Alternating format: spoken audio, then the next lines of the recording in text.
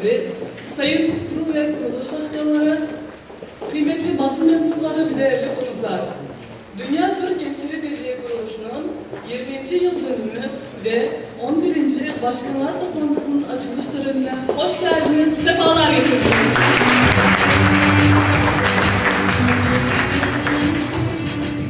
Değerli konuklar, programımıza başlamadan önce Türk dünyasının büyüklerinin ruhuna bir dakikalık saygı duruşu ve ardından da İstiklal Marşı'nın okumasından davet ediyorum.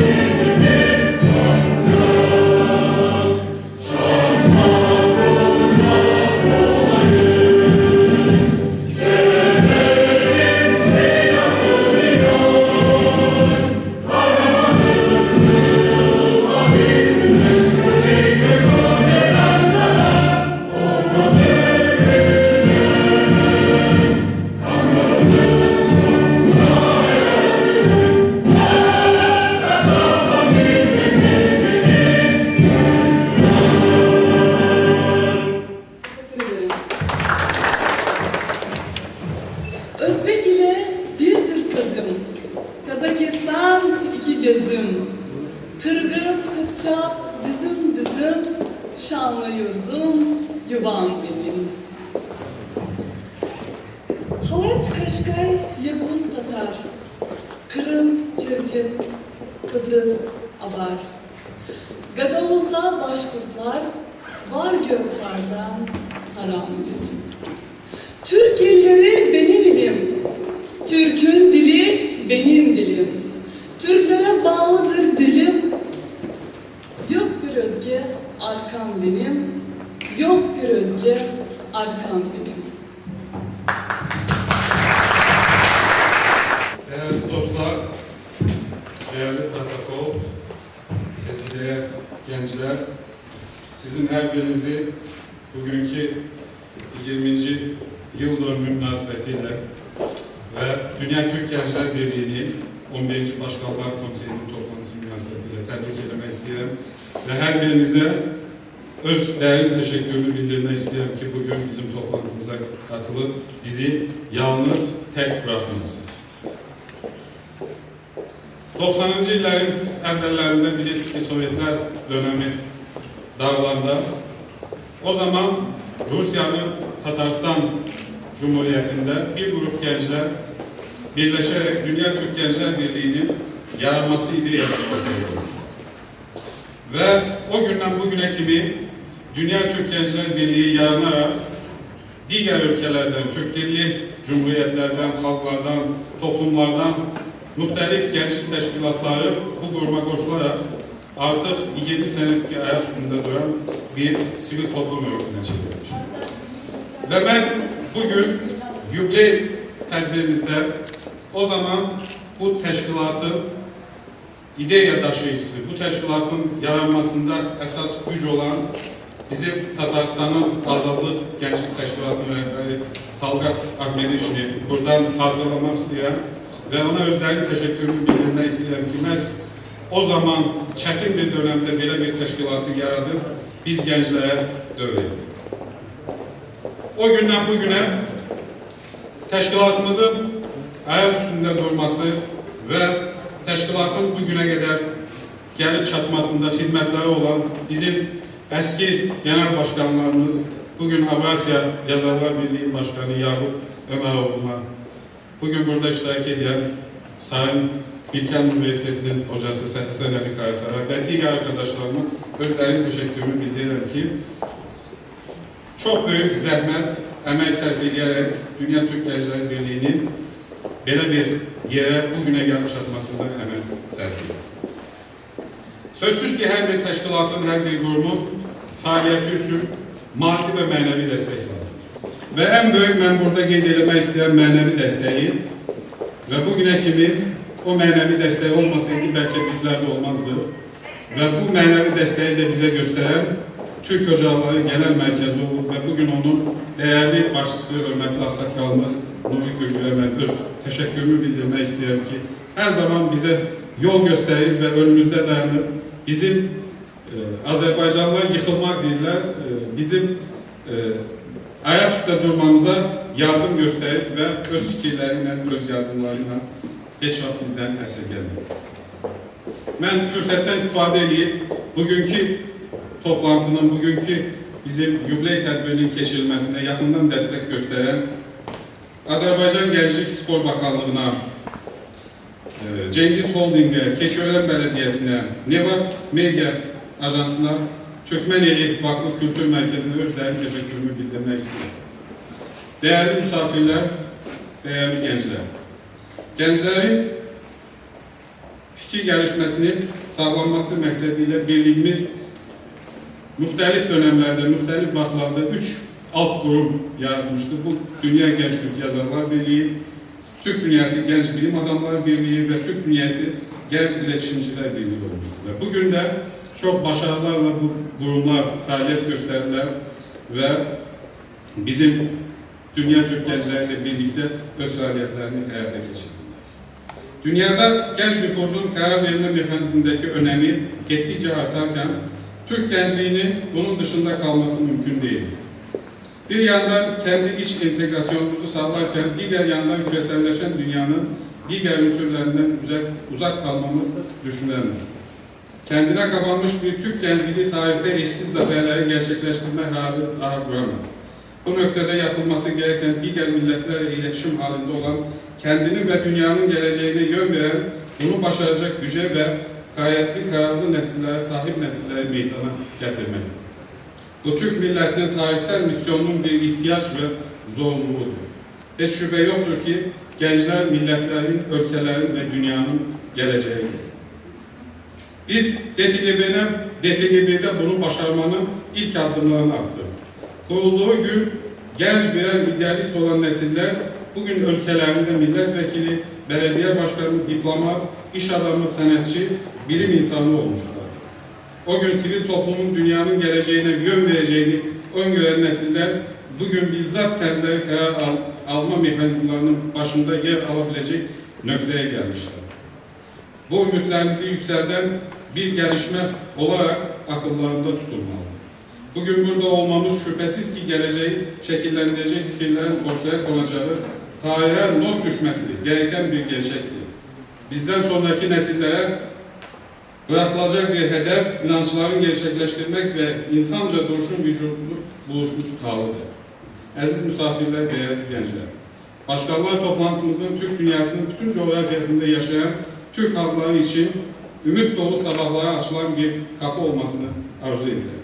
Bu vesileyle törenimize katılarak bizleri onurlandıran siz değerli misafirlerimizi saygıyla selamlayıp Makedonya'dan Doğu Türkistan'a, Kerkük'ten Kırım'a, tüm Türk Turan diyarından gelen dostlarımız adına her birinize teşekkür ederken çıkışımı Çuvaş Kallarının, Çuvaş Türklerinin meşhur sözüyle bitirmek istiyorum. Vardık, varız, var olacağız. Epi bulma, bu, teşekkür ederim.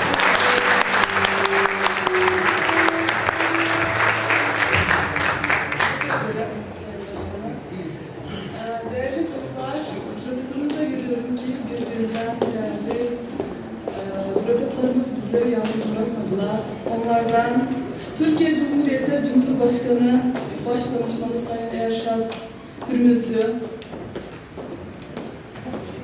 Türkiye Cumhuriyeti Eski Kültür Başkanı Sayın Namık Kemal Zeybek Efendimiz, Türk Ocakları Eski Genel Başkanı Sayın Nuri Gürgür,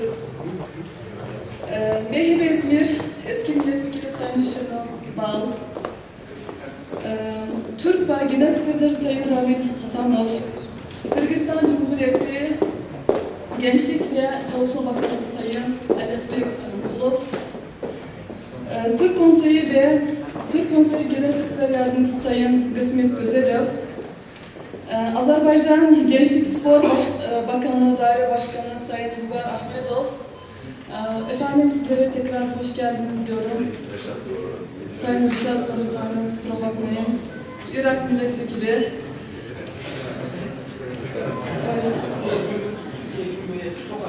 Tokat Milletvekili. Eski olan. Kusura bakmayın efendim. Tekrar hoş geldiniz diyorum. Feyzi Ekrem Terzi, Irak Milletvekili. Bizleri yalnız bırakmadığınız için hoş geldiniz, sefalar getirdiniz diyorum ve protokol konuşmamıza İstanbul'a hoş geldiniz diyorum efendim.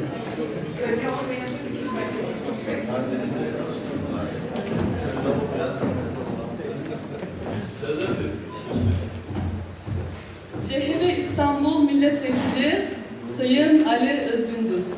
Efendim hoş geldiniz diyorum ve protokol konuşmamıza geçmek istiyorum. Protokol konuşmasını yapmak üzere kürsüye Sayın Türkiye Cumhuriyeti Cumhurbaşkanı Başdanışmanı Sayın Erşad Hürmüzlü'yü kürsüye davet ediyorum.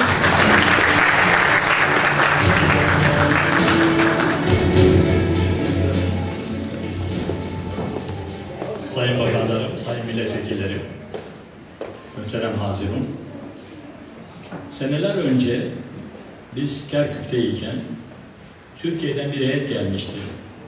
Genellikle gençlik temsilcileriydi ve çoğu da öğretmen de eğitim üyeleriydi. Onlara hitap ederken dedik ki, hepinizin bildiğiniz bir şeyi okuduk. Saraylarda süremem sizlerle sürdüğümü, bin cihana değişmem şu öksüz Türklüğümü.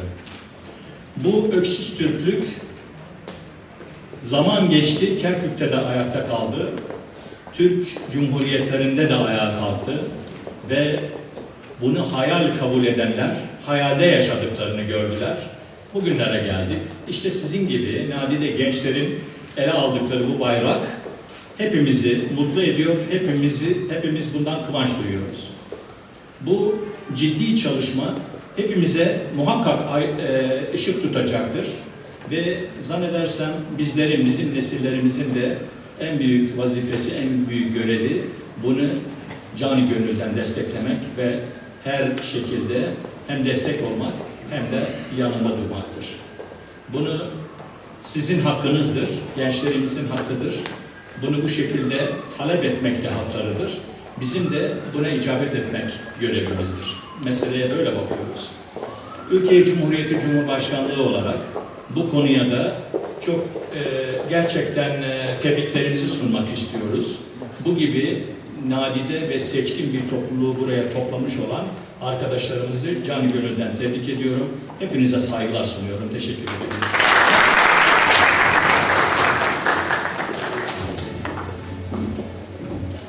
Şimdi ise Sayın Güzel kürsüye Türkiye Cumhuriyeti Eski Kültür Bakanı Sayın Namık Kemal Zeybek Efendimiz'e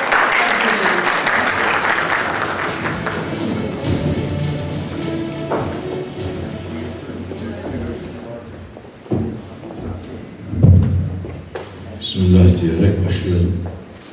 Toplantımız hayırlı olsun diyelim. Uğurlar getirsin. Türk türkü korusun. Kitabın ortasından başladım da. Vaktiyle Selahattin Ertürk adında bir Türkçü profesör Ankara'da fırtınalar meydana getiren konuşmalar yapardı. Vaktiyle dediğim 1961'li yıllarda, yani 61'de başladı, sonra devam etti. biz Tanrı Türk'ü korusun derken o Türk Türk'ü korusun derdi. Bizim de canımız sıkılırdı yani. Bunda inanç yok mu falan diye. Niye böyle diyor. Allah Türk'ü korusun, Tanrı Türk'ü korusun. Tabii bu dua makamında bunu söylemeliyiz. Elbette Allah'tan Türk'ü korumasını istemeliyiz. Bundan hiç dilimiz kesilmemeli. Sürekli yana yakıla bunu istemeliyiz. Ama bunu isterken de hak etmeliyiz. Yani önce eylemle bizi korumalıyız. Sonra da Allah'tan istemeliyiz. Korumamız gereken öyle görülüyor ki birinci mesele Türk olmanın bilinci ve sevinci meselesi ki o şiddetli tehditler altındadır. Nur abim önde oturuyordu artık bizim gibi köhneler arasına karıştı. Köhne genel başkan. Kazakça, Kırgızca söyleyip burungu defayı sakladı. Burungu ya da köhne. Azerbaycanlılar diğerler. O bir iftar düzenledi. Güzel bir konuşma yaptı her zaman güzel. Akıllı konuşur abim. Sonra mikrofon böyle yuvarlandı bana geldi. Kendisi geldi yani mikrofonu. Şunu söyledim kısaca. Dedim ki Türk Ocakları'na çok teşekkür ederiz. Çünkü Türk Ocakları Türkiye Cumhuriyeti'nde biz Türk etnik grubunun adını yaşattığı için kendilerine çok teşekkür ederiz. Evet gerçekten büyük hizmet. Yani Türkiye'de Türkler de var yani. Türk Ocakları bunu söylüyor. Türk Ocakları diyor.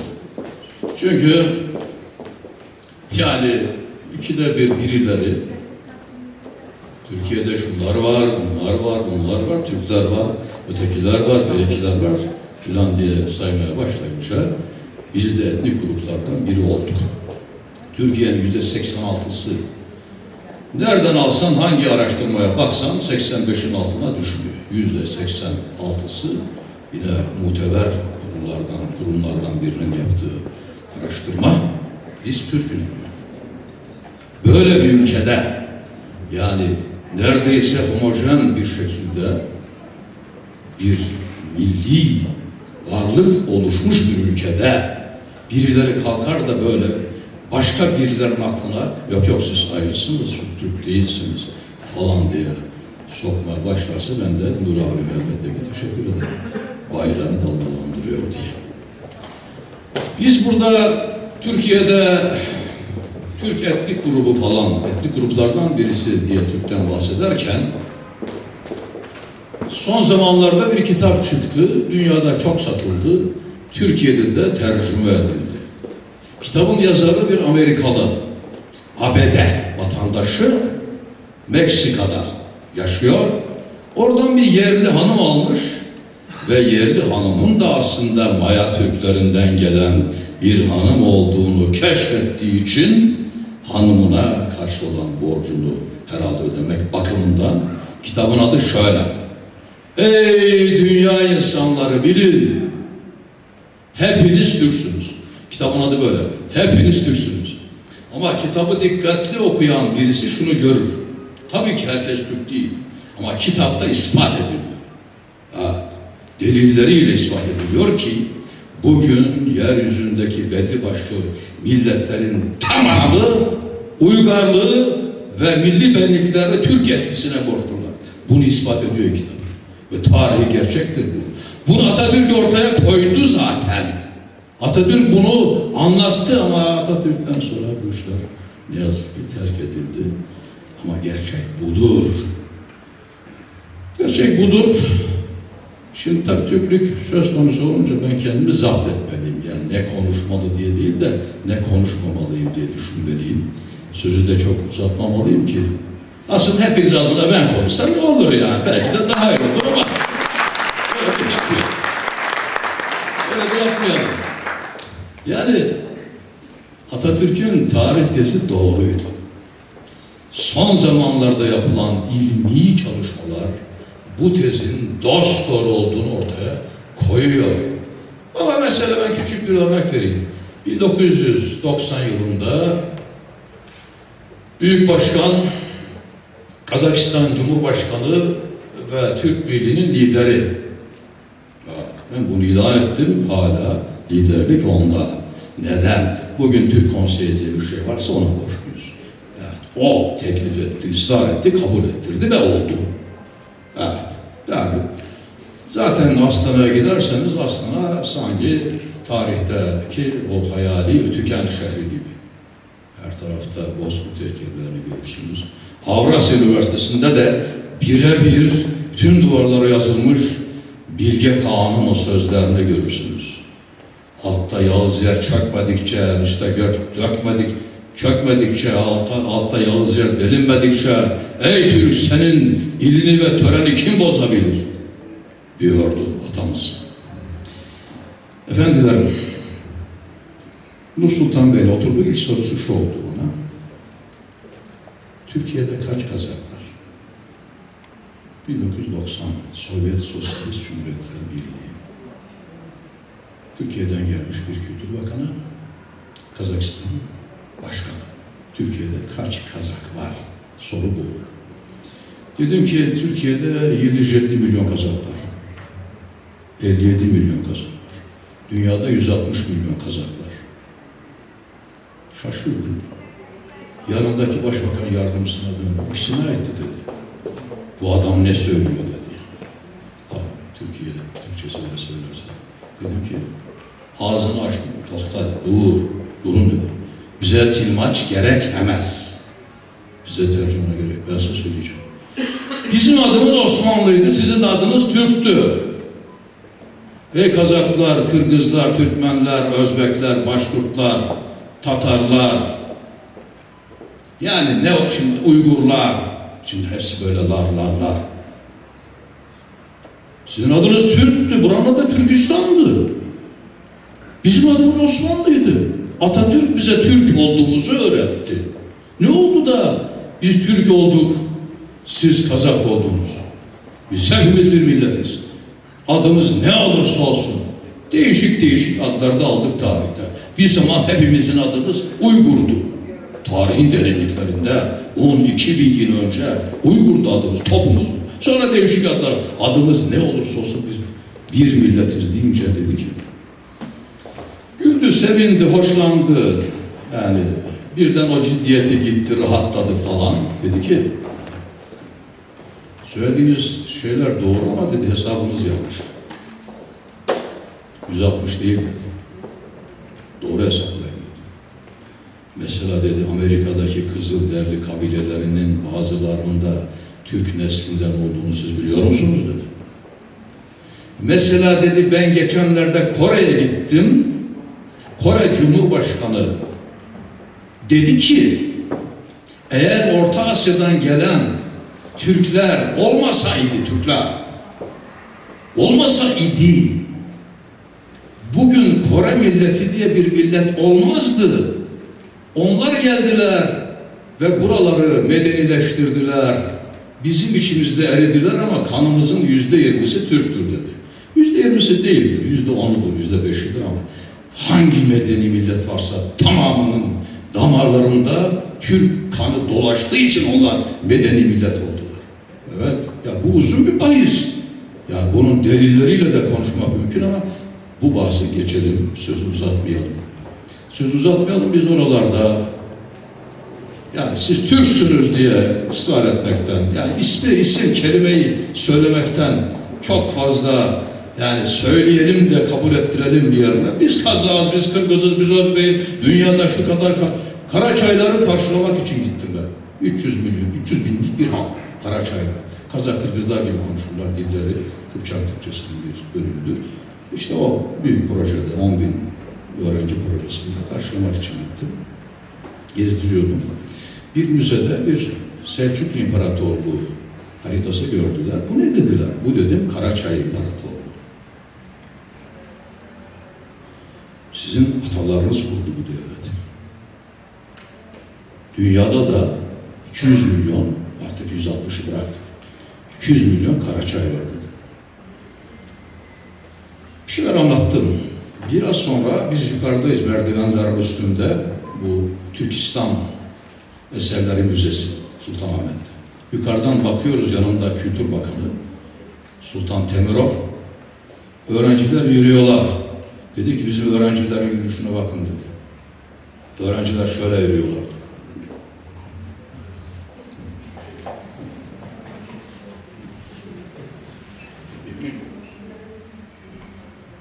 Öğrencilerin yürüyüşü değişti dedi. Niye? Çünkü kendilerinin 200 milyonluk bir kitlenin parçası olduklarını, dünyada yapayalnız 300 bin kişiden meydana gelen garip bir halk olmadıklarını öğrendiler. Evet, o yürüyüş ondan. Selçuklu da onların, Osmanlı da onların, Göktürk Kağanlı da onların, ne varsa tarihte hepimizin. Tarihte ne varsa hepimizin. Elbette. Yani yoksa ben şimdi niye Osmanlı Devleti'ni benimseyecekmişim gibi ben Akkoyunluyum derim. Niye? Benim dedelerim Akkoyunların safındaydı derim. Oradan ayrılırım. Sonra Akkoyunları böleriz olur. Yani bölmek, ayırmak kolay. Ama esas olan birleştirmek. Yani bu bilinci vermeliyiz. Ben şimdi Türklüğe karşı bir takım Haçlı seferleri, rahmetli Atsız'ın Büyük Doğu'da yayınlanan bir seri yazısının adıdır bu. Tabii Atsız'ın Büyük Doğu'da yayınlanan 1959-60'ta Türkçülüğe karşı Haçlı seferleri. Evet, şimdi de böyle Haçlı seferleri var. Burada da, Azerbaycan'da da, Kazakistan'da da, Kırgızistan'da da, Tataristan'da, tamamında Türk dünyasının her yerinde Türkçülüğe karşı, Türklüğe karşı Haçlı seferleri vardı. Vardı. Gerçeği konuşalım. Yani cilalı laflarla örtmek kolay ama gerçeği konuşup titreyip kendimize gelmemiz lazım. Azerbaycan'da böyle bir toplantıda geldi bir vatandaş, bir kardeşimiz bir kitap dağıtıyor. Diyor ki biz Türk falan değiliz. Türkobustan'daki mağaralarda o resimleri çizenlerin torunlarıyız. Yanımdaki kardeşlerime dedim bu nedir? Dediler o ahmaktır, Türktür. Türktür ama ahmaktır dediler. Hem Türk hem böyle diyor. Var. Dolayısıyla şimdi biz onlar ne kadar Türklüğe karşı söz geliştirirlerse, insanları Türklükten firar eder hale duygulara sokmaya çalışırlarsa, bizim de onlardan daha şiddetli, daha inançlı bir şekilde evet Türk'üz ve ne mutlu Türk'üm diyene dememiz lazım. Daha ne diyeyim, saygılar sunuyorum.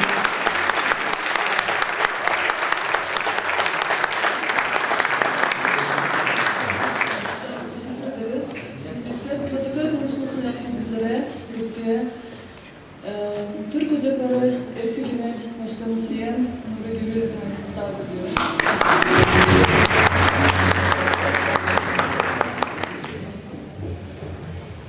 Aziz dostlar, sevgili gençler, Kemal Zeybek gibi belagatı çok yüksek olan bir kardeşimizin ifadeleri hepimizin gönlümüzdeki duyguları burada yansıtmış oldu. Ben kendisine teşekkür ediyorum.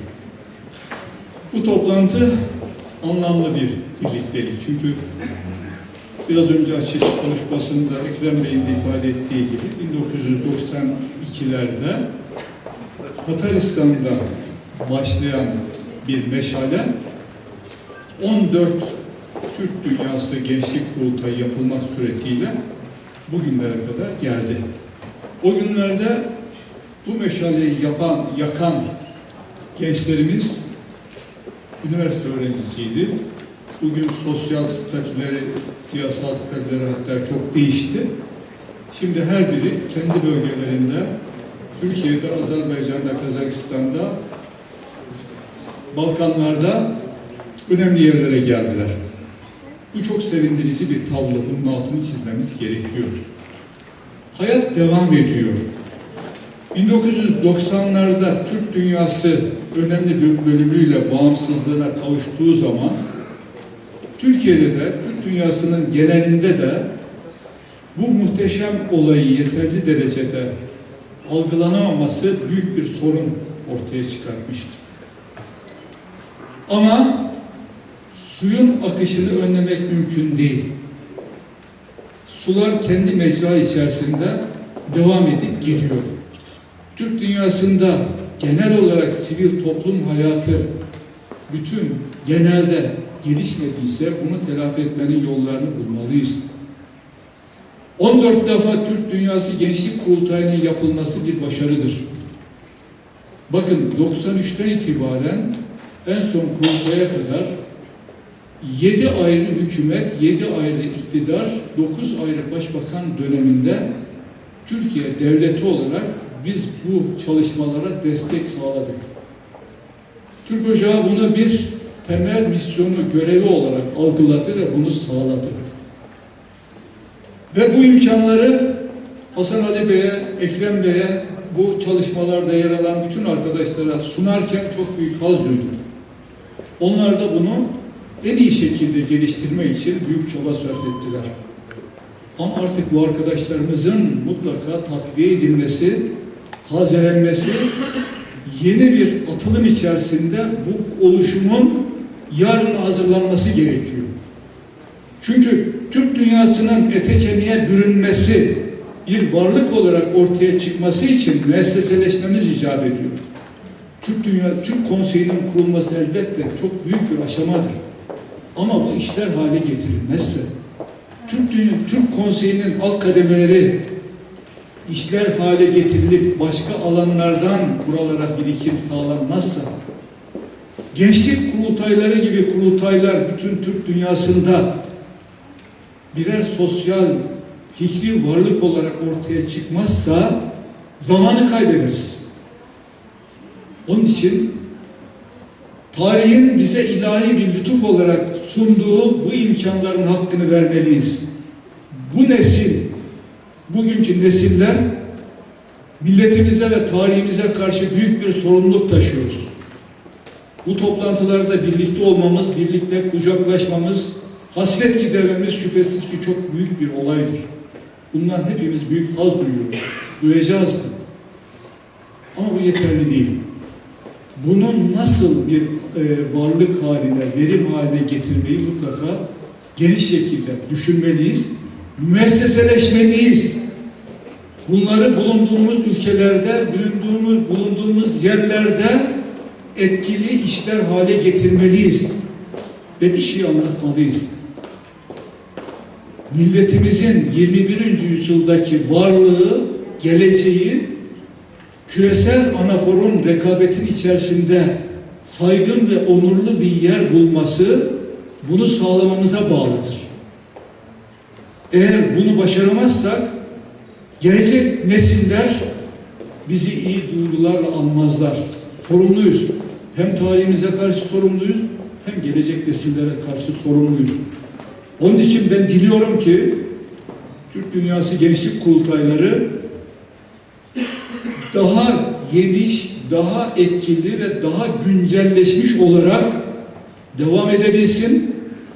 Büyük bir tecrübe kazanmış bulunan, bu kurulun başkanlığını yapmış bulunan bu değerli arkadaşlarımızın tecrübelerinden yararlanılsın ve bunlar geniş bir işbirliği içerisinde Türk dünyasında parlayan bir güneş olarak geleceğe ışık tutsun. Bu duygu ve düşüncelerle ben sizlere tekrar saygılar sunuyorum. İnşallah gelecek kurultaylarımızın, toplantılarımızın gönlümüzdeki, idealimizdeki Türklük duygusunu, şuurunu geliştirecek şekilde daha ileri merhalelere ulaşmasını görmeyi diliyorum.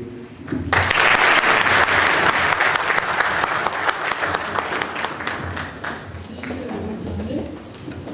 MHP Genel Başkan Yardımcısı ve Tokat Milletvekili Sayın Reşat Dağıtmanızı kürsüye davet ediyorum.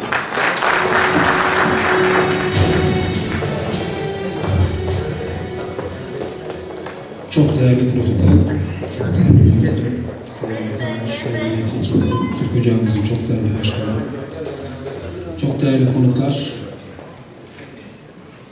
sayın basın mensupları, ben de hepinizi en kalbi duygularla selamlıyorum. Böyle güzel bir günde sizlerle beraber olmanın hem mutluluğunu hem de umudunu yaşıyorum. Bu güzelliği bizlere yaşatan çok değerli Türk Dünyası, Dünya Türk Gençleri Birliği başkan ve yöneticilerin candan tebrik ediyorum. Tabii burada çok önemli, güzel konuşmalar yapıldı. Sayın Birlik Başkanımız, çok değerli Sayın Bakanım, değerli ağabeyim, çok değerli Türk Ocaklarımızın eski başkanı Nur ağabeyimiz hakikaten çok önemli şeyler söylediler. Ben de kendi kendime güzel konuşmalar içerisinde ne söyleyeyim diye düşünürken aklıma şu geldi. Tabii kendime göre vaziyet yapmıştım ama. Tabii Türk olmak çok önemli bir şey. Türk olmak çok farklı bir durum. Hele de böyle yıllarca mücadelesi verilmiş, Turan ülküsü dermiş. Ve o ülkünün neticesinde de o ülkünün gerçekleşmiş olduğunu yaşamak ve görmek herhalde en büyük güzelliklerden, en büyük mutluluklardan olsa gerek.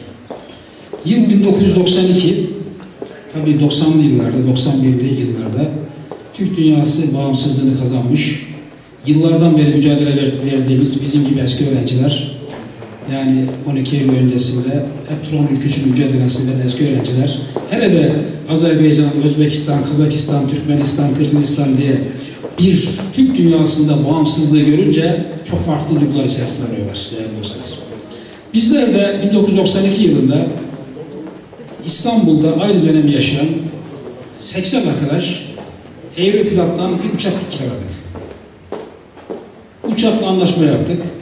Hatta verdiğimiz para da çok komikti şu andaki paraya göre, söylersem belki garip karşılayacaksınız.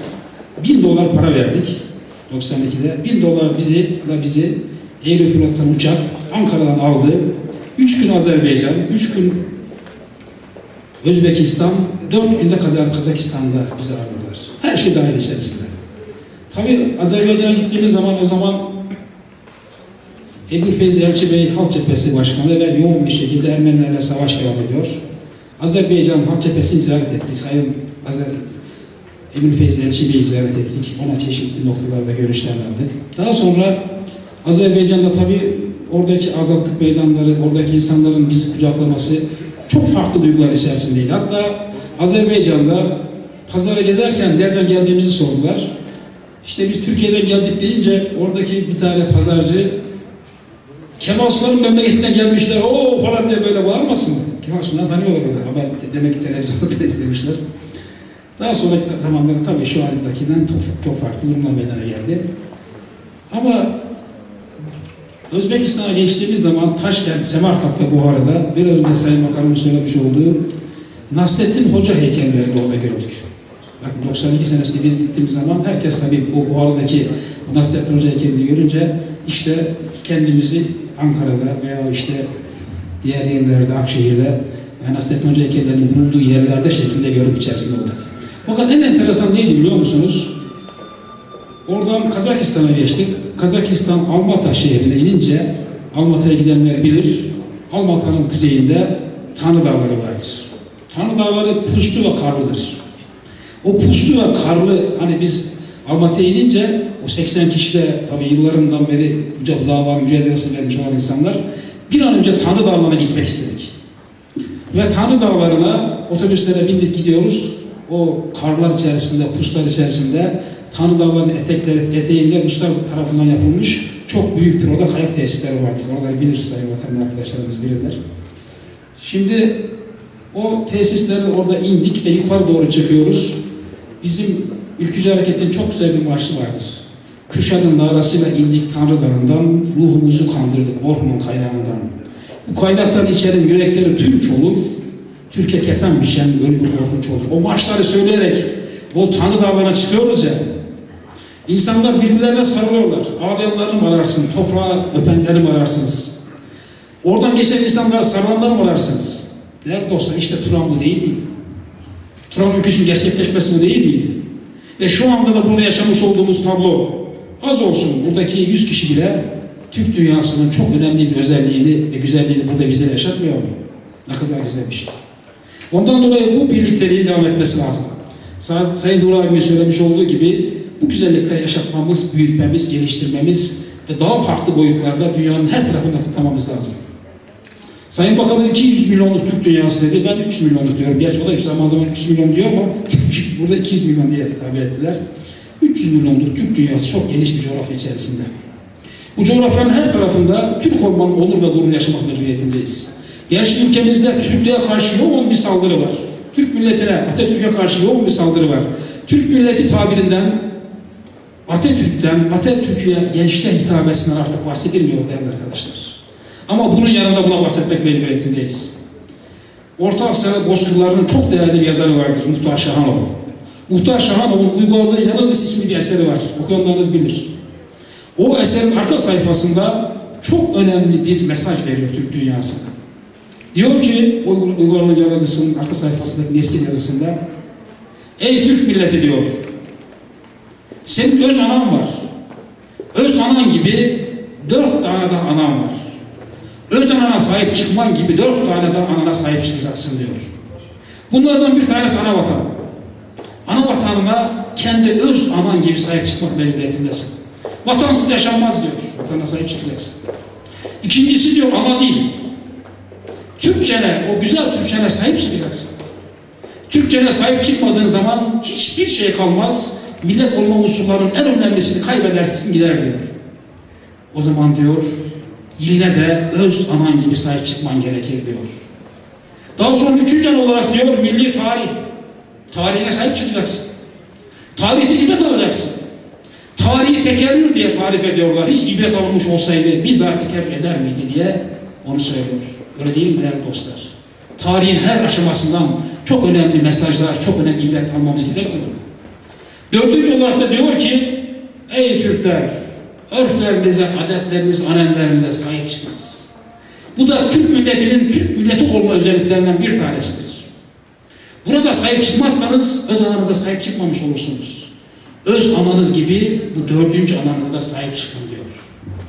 Arkasından da diyor ki, ey Türk milleti, bu 4 anana öz anan gibi sahip çıkmazsan, kellen yani başın Orta Asya bozkırlarında sürünsün yerlerde diye beddua ediyor değerli dostlar. İşte böyle bir zamandayız. Söylediği çok söz var. Ben de Sayın Bakanım gibi bir sözle bitirmek istiyorum. Ne mutlu Türk'üm diye.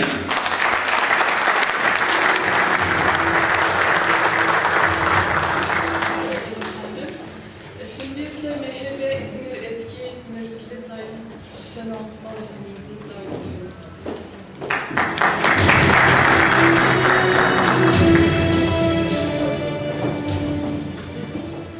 Değerli bakanlarım, çok değerli yöneticiler, sayın başkanlar, çok değerli Hazırı ve Türk coğrafyasından gelen çok değerli kardeşlerim, hepinizi sevgi ve saygıyla selamlıyorum. Değerli katılımcılar, Dünya Türk Gençler Birliği'nin 10. Başkanlar, 11. Başkanlar toplantısı 20 yıl olmuş kurulalı ve bir süreklilik arz etmiş. Çok önemsiyorum Ekrem Başkanım. Bu sürekliliğin inşallah devam etmesi ve çok daha büyük çalışmalara vesile olmasını diliyorum. Biliyorum ki sizlerin de sıkıntısı maddi ve manevi desteklerin yeterli olmayışı. Bunu yaşadık hep birlikte. İlk Dünya Gençler Birliği toplantısına 99 yılında Çeboksara'da, Çuvaşistan'ın başkentinde, ben de Türk Ocakları o zaman Hanımlar Heyeti Başkanı iken katılmıştım. Ve o heyecanı ve ilk Türk coğrafyasına çıkışımda bir uçak dolusu, Sayın Başkan bilirler, Sayın Nur Gürgür Bey, bir uçak kiralanıp bir uçak dolusu gençle orada olmuştuk. O heyecanı yakinen bildiğim için söylüyorum. Şimdi biraz önce Hasan Ali Başkan'a dedim. O zaman 20-25 yaşında olan kardeşlerimiz bugün 45-50'ye merdiven dayamış. Ama tabii yeni arkadaşlarımız da bu Gençler Birliği'ni bir şekilde donatıyorlar, destekliyorlar.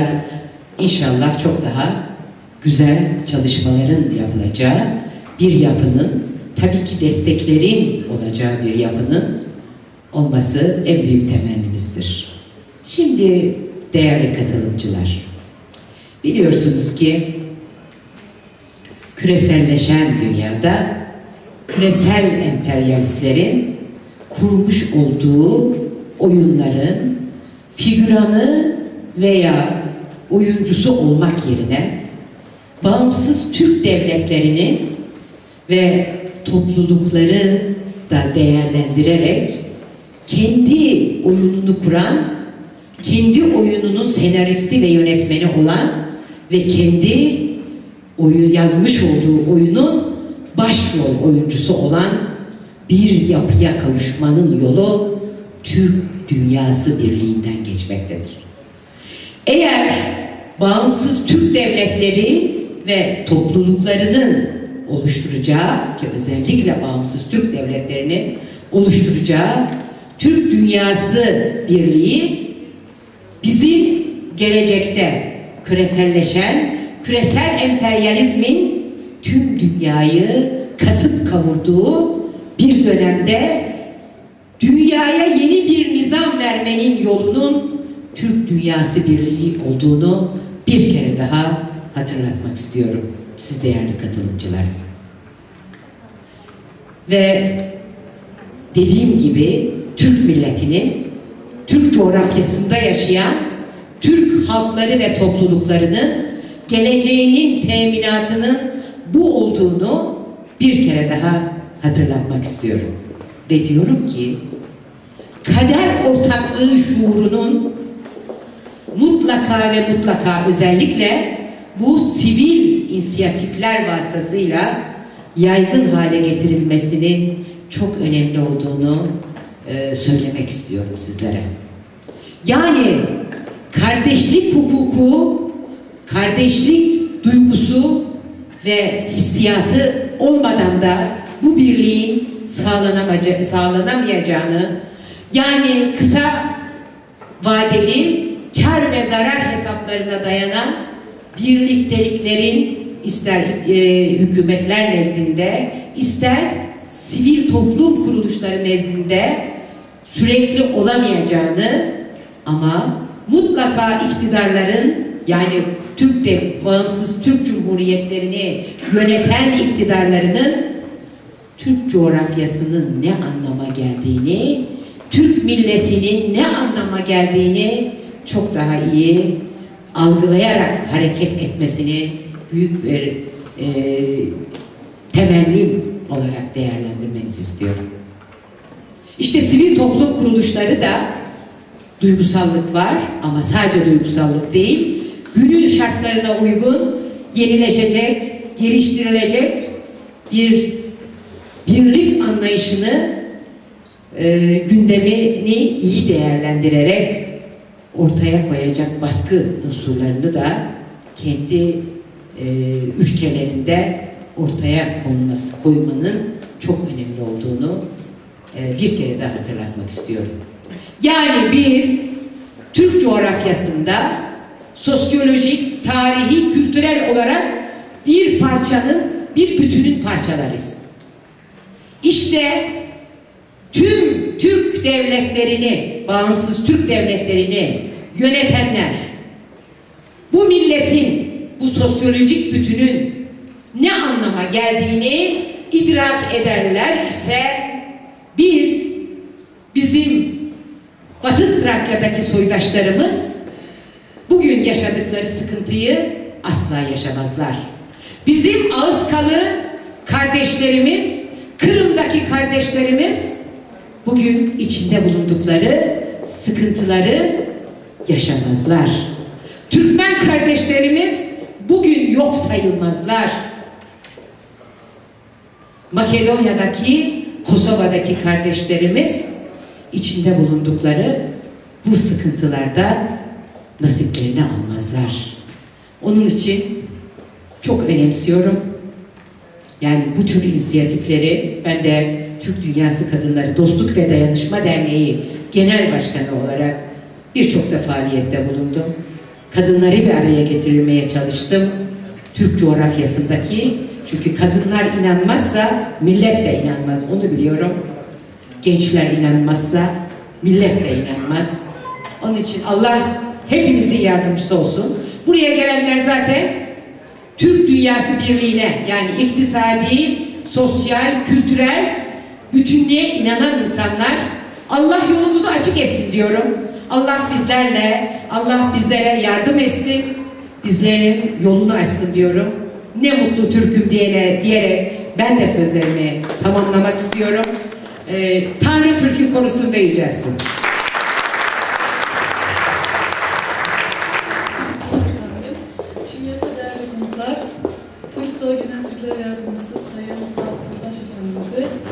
slogan konuşması yapmak üzere kürsüye davet ediyorum.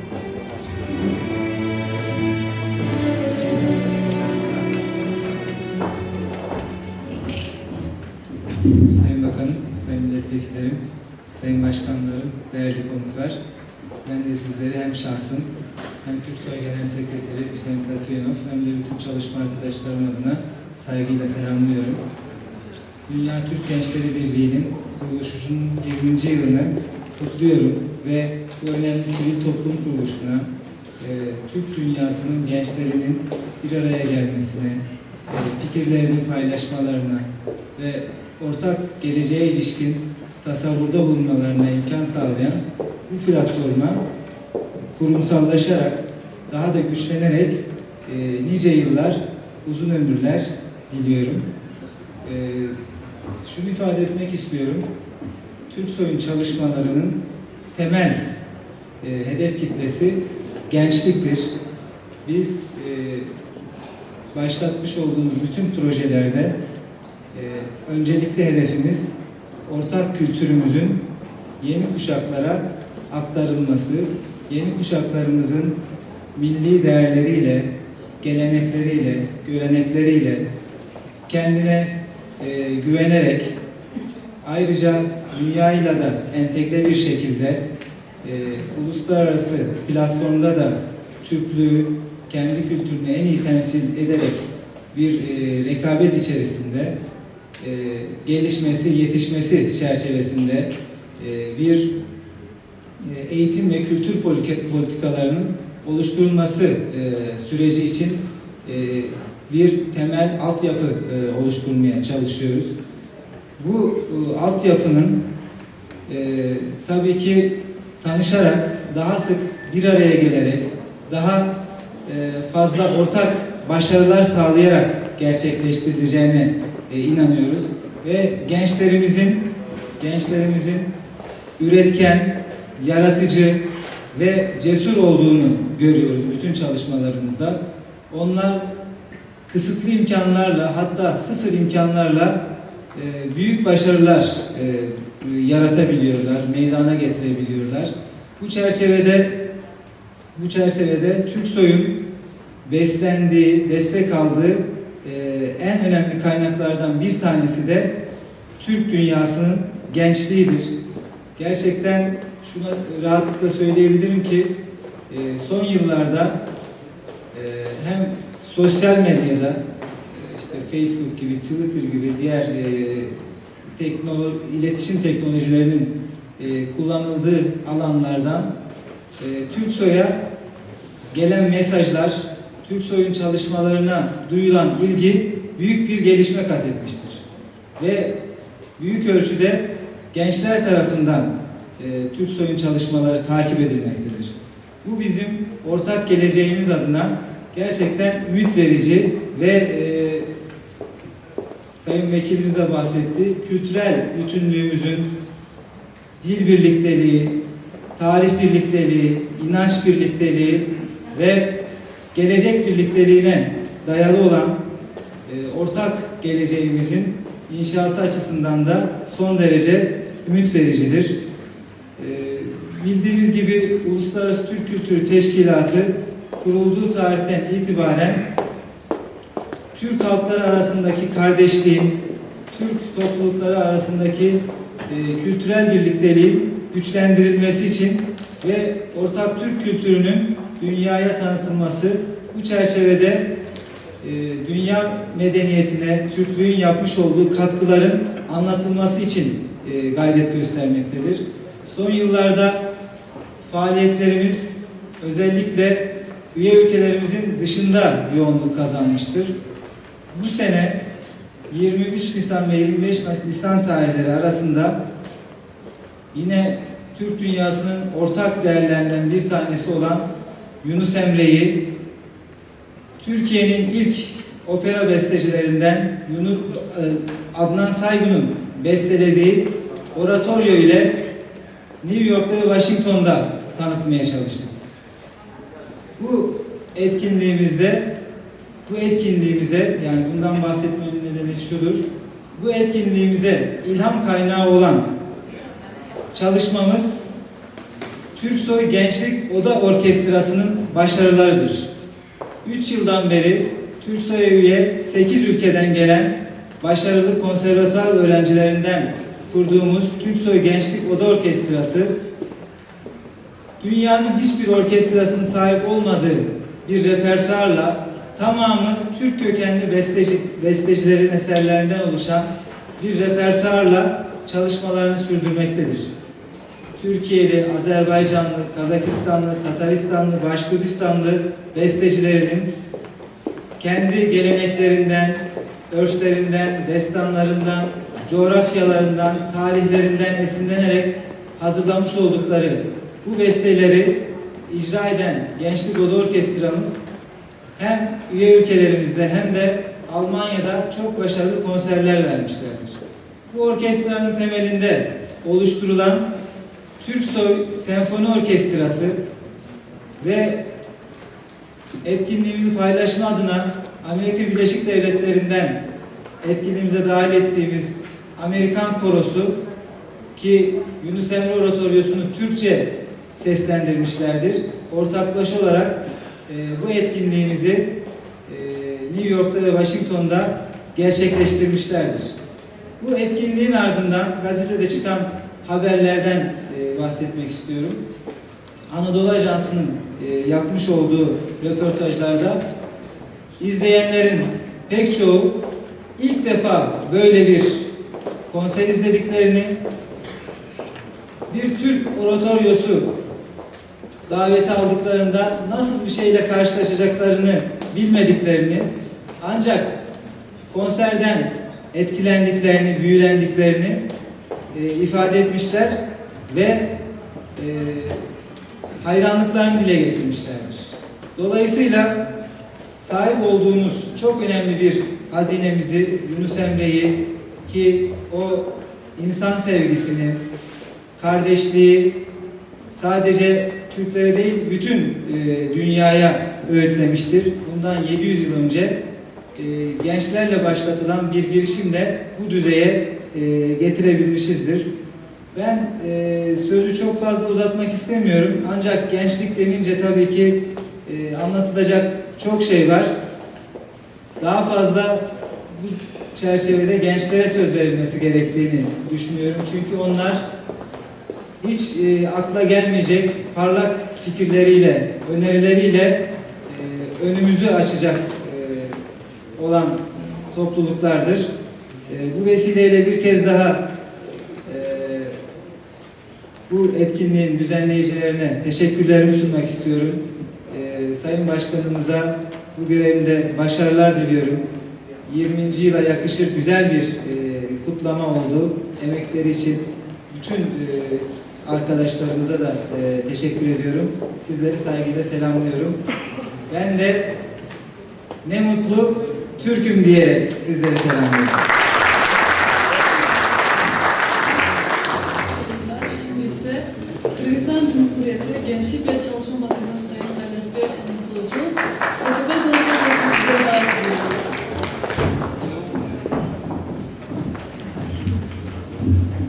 Assalamualaikum, hurmatlı el aralık Türk Dünya Yaşlar Birliği'nin 20 yıllık saltanatının katışçıları. Allah'ın emri menен bundan 20 yıl bunun şu Türk Dünya Yaşlar Birliği'ndeki özünün alğaçkı kadamını taşlagan eken.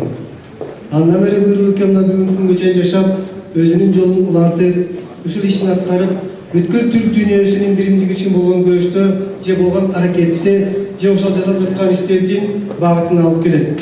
Albatta, bizim bu insanlar başlagan yoldu, ağalarız başlagan yoldu, evi biz yaşlar ulantıp geçiş. Türk dünyasının birimdigini biriktirip, gelecekte Türk dünyasının en güçlü, birimdikli Allah'ın emrine en büyük devlet kılıç bizim millettir. Buyursa aldığında gelip kalar.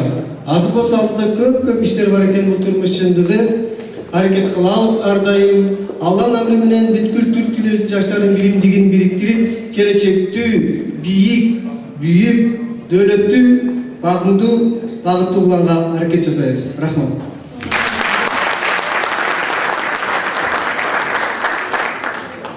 Değerli Gençleri Birliği Kuruluşu'nun konukları. Öncelikle hepinizi saygıyla selamlıyorum ve size Kırgızistan'dan selamlarımı göndermekle birlikte 20 yıl önce kurulmuş olan Dünya Türk Gençleri Birliği Kuruluşu'na çok teşekkürler ediyorum ve bizim ustazlarımızın başlatmış olduğu işlerini gençlere aktarılması ve gençlerin devam etmesini diliyorum. Teşekkür ediyorum.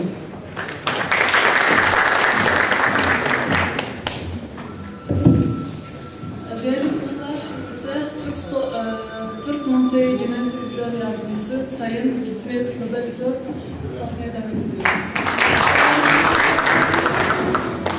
Çok teşekkür ederim. Sayın Bakanlarım, değerli büyüklerimiz, milletvekillerimiz, Sayın Genel Sekreterim, Genel Sekreter Yardımcım, Dünya Türk Gençleri Birliği 11. Başkanlar toplantısında bulunmaktan duyduğum memnuniyeti dile getirmek istiyorum. Özellikle Ekrem Bey'e teşekkür ederim bizleri de davet ettiğiniz için. Benden önce Sayın Genel Sekreterim konuştu ama ben konuşmak için bir şey bırakmadım. Hakikaten de demin Sayın Genel Sekreterim söylediği gibi bizlerin bazen uluslararası toplantılarda söyleyebilmediklerimizi sizler sivil toplum kuruluşları olarak söylüyorsunuz. Ben bir daha bu fazla konuşmayacağım. Toplantının başarılı bir şekilde sonuçlanmasını diliyorum. Hepinize teşekkür ederim. Başarılar diliyorum. Biz de teşekkür ediyoruz. Şimdi ise Irak Milletvekili Fevzi Ekrem Terzi Efendimiz'i konuşmasını davet ediyoruz.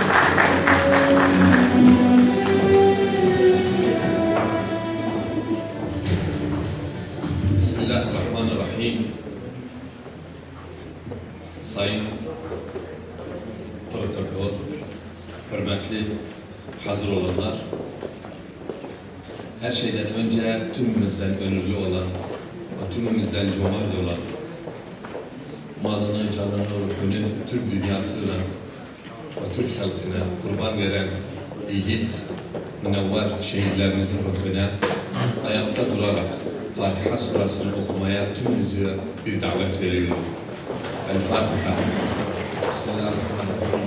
Elhamdülillahi Rabbil alemin. Rahmanirrahim. Maliki yevmiddin. İyyâke na'budu ve iyyâke nestaîn. İhdina sıratal müstakîm. Sıratal-lezîne en'amte aleyhim gayril mağdûbi aleyhim veleddâllîn. Sadakallâhul azîm. Bismillahirrahmanirrahim. Kul huvallahu ahad. Allahu samed. Lem yelid ve lem yulad ve lem yekun lehu kufuven ahad. Sadakallâhul aliyyul azîm. Sağ olun. Yerleri cennet ve ruhları şad olsun. Her şeyden önce Türk dünyası Gençler Birliği'nin 20. kuruluşu münasebetiyle Gürgür Baba diyarı olan güzelim Hardan Bayaz Yüzlü şehrin güzelim Kerkük'ün adına 3 milyon Türkmen eli kalbinin adına canı gönülden tebrik ederim. Başta gelen Sayın Başkanımız Ekrem Abdullah'ı tebrik eder ve tüm Türk gençlerini tebrik ederim. Arzu ederim nice başarılar kaydedersiniz. Onun için diyelim gül attım yer rafine, gül attım yer rafine, Türklerin tarafine, baştan hizmete geldim. Baştan hizmete geldim, yüce dağları deldim, Kerkük'ten buraya geldim sizlerin şerefine. Aynı zamanda Irak'ın Genç ve Spor Bakanı, Türkmen Bakanı sizleri canı gönülden tebrik eder. Bir mektup göndermiştir. O mektuptan birkaç satırlar sizlere aktarmayı yerinde görüyorum. Evet, hepinizin bildiği gibi gençler milletin milli varlığıdır ve tükenmeyen uygarlığıdır. Gençlere önem, değer, maddi ve manevi kıymet vermek şer'i ve hukuki ve kanuni haklardandır. Gençler geleceği parlatan ve geleceğin birer sönmeyen meşalesidir. Zira yeni modern çağda düşünceler, görüşler, fikirler bambaşkadır. ve çağımız iletişim, internet, Facebook ve hızlı tekniksel çağıdır. Biz de bu çağın ilerlemelerine bilimsel ve yurtsal ve milli bir biçimde ayak uydurmamız gerekir. Çünkü bu çağ Türk çağı olacaktır inşallah. Ama kendi soyumuzdan, kökümüzden, dilimizden, kültürümüzden, yolumuzdan koparmamalıyız ve kaydırmamalıyız. Ve bu vesilelerle bizim kim ve ne olduğumuzu kamuoyuna, beynel halk ilim fikir adamlarına ve halk kitlelerine, Birleşmiş Milletler'e, insan haklarına ulaştırmamız ve bildirmemiz üzerimize düşen milli görevlerden sayılmaktadır. Son olarak, evet aziz kardeşler, Arap milletlerinde Arap Baharı veya Gençler Devrimi adlandıran, bizim işgal olunan ve zulüm altında yaşayan topraklarda da vuku bulunması icabı vardır. Evet, ben de 40 teşkilattan oluşan bu kurultayı ve bu toplantıyı katılan gençlerin gözünde ve sözünde ve yüzünde bile parlak, aydın bir geleceğin doğuşunu görüyorum.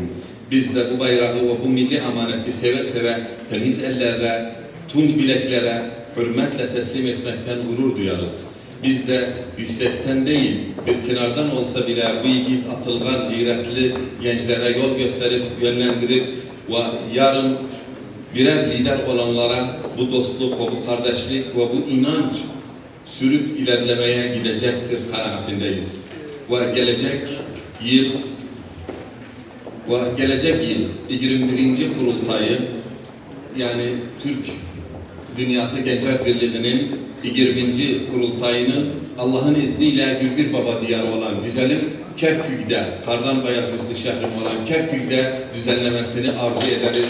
Amin inşallah.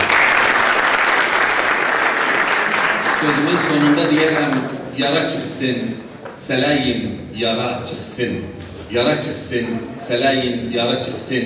Her kim Kerkük'ü sevmez, her kim Türkiye'ni sevmez, her kim Bakı'nı sevmez, her kim sizleri sevmez, her kim bizleri sevmez, gözünde yara çıksın.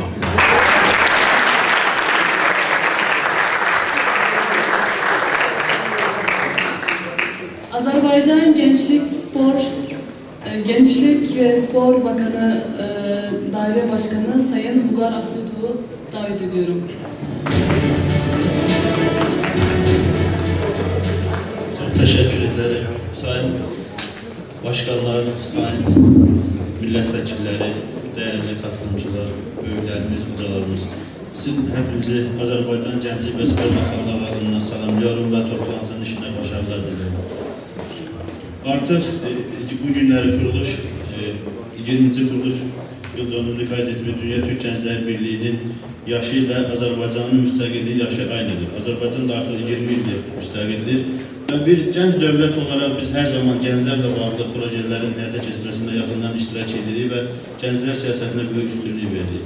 Odur ki biz Dünya Türk Gençler Birliği yarandığı gündən onun ayakta kalmasında, sıralarının genişlendirilmesinde ve teşkilatın güçlenmesinde her zaman öz maddi ve manevi desteğimizi vermişik ve çok sevinirik ki bugünkü jubiley yıl dönümüne de verdiğimiz desteğe göre bizim de iştirakımız var ve biz bu destekten büyük memnunluk duyuyoruz. Ve fırsattan istifade edip bildiriyorum ki biz bundan sonra da Dünya Türk Gençler Birliği'nin ayakta durmasında ve faaliyetin genişlenmesine her zaman öz desteğimizi bundan sonra da vereceğiz. Ben şunu çok kısa edirəm ve bir məlumatı bildirməmiz və borc bildirəm ki, bu günləri bizim 20. kuruluşu qeyd etdiyimiz jubiley tədbiri bizim hamımızı sevindirir. Təəssüf ki, bu günləri daha bir 20. yıl dönümü var ki, bizi çox məyus edir. Bugün Azərbaycanın Laçın şəhərinin işğali günüdür və bu günləri artıq 20 ildir. Mayın 17-sindən 18-nə keçən gecə və bu məlumatı bildirməyə özümə borc bildim və sabahki oturumlarda yəqin ki, bununla bağlı arkadaşlarımız aşağılar aparacaqlar. Bir daha toplantının işini başarılar, bir olur dikkatinize teşekkür ederim. DTGB eski başkanı Sayın Hasan Ali Karasay'ı protokol konuşması yapmak üzere sahneye davet ediyorum.